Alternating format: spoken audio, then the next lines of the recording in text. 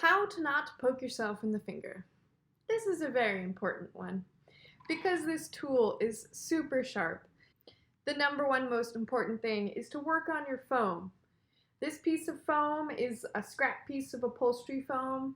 You can even use really thick sponges, but any kind of material that your needle can penetrate into without breaking, and something thick enough where you're not going to poke all the way through it and poke yourself if you're felting on your lap, say, because I do that. And a poke right into the thigh is not what you want. So, number one, always work on your foam block. The second most important thing is to always keep your eyes focused on your project. If you are distracted by somebody talking to you, if you want to watch the last little tidbit that I just said, you want to replay it, always put your needle down before looking away.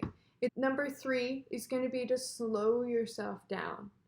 I find the only times I poke myself are when I'm trying to poke really quickly.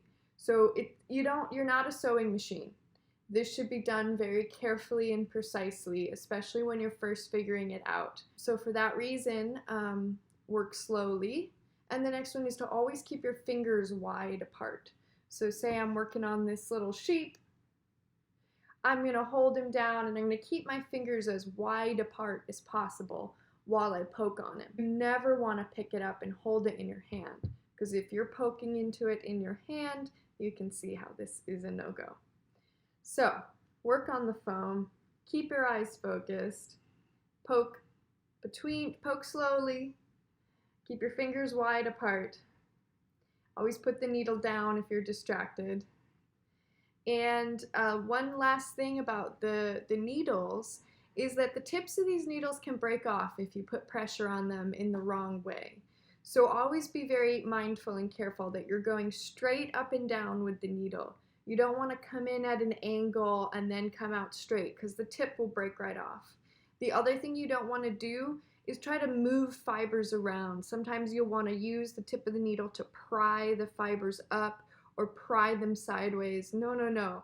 The tip of that needle will go ping and go shooting across the room. And these are not good objects to lose. So anytime you do break a needle, really take that time to look around, figure out where it went. Most of the time, it's going to be embedded in your sculpture. And try to avoid getting too over felted. There is a certain point where you've compacted it as much as it's going to get, and the more you force your needle into that really solid area, the more likely you are you're going to break a needle. The other thing you could consider is getting finger guards, a glorified thimble, but you could also wear leather gloves or have a different kind of protection if it was really an issue. But I find normally the people who are hurting themselves, they're just rushing, they're distracted, and they're not really being as careful as they need to be. So that's all of my advice about how to not poke yourself in the finger.